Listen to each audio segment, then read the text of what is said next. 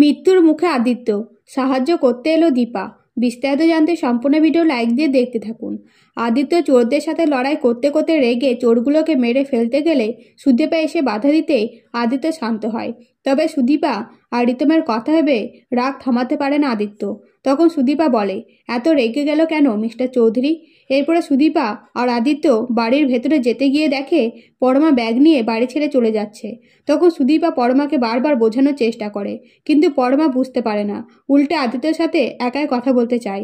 তখন সুদীপা বলে, যা বলা সবার সামনে বলো, উনি একাই তোমার সাথে কথা বলবে না, আর আমার কথা মিস্টার চৌধুরী শুনতে বাধ্য, কারণ আমি ওনার স্ত্রী। তখন আদিত্য রেগে পরমাকে বলে, কি বলতে চাও? সব দোষ আমার, তাই তো? তাহলে ঠিক আছে, চলো, তুমি আমি দুজনে একসাথে মরবো, তাহলে সব সমস্যা মিটে যাবে। এই বলে পরমাকে টানতে টানতে বাসের সামনে নিয়ে যায় আদিত্য। কিন্তু সঠিক সময়ে সুদীপা আদিত্যকে বাঁচিয়ে নেয়। তখন পরমা বলে, এই অবস্থায় আমি আদিত্যকে ছেড়ে চলে এলাম কি করে?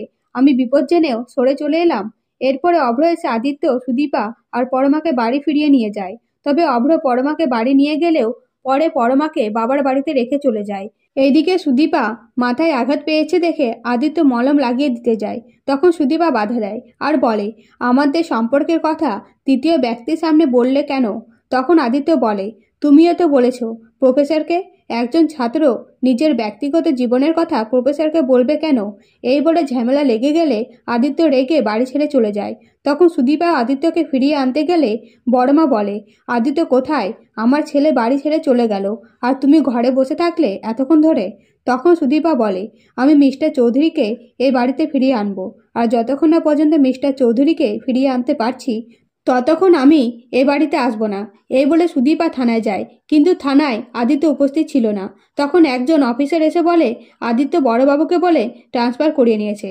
তাই সুদীপা অফিসারদের সাথে নিয়ে আদিত্যকে খুঁজতে থাকে, এবং একসময় আদিত্যকে আহত অবস্থায় দেখতে পায় সুদীপা। তো বন্ধুরা, ভিডিওটা ভালো লাগলে অবশ্যই লাইক করে পাশে থাকবেন। ধন্যবাদ।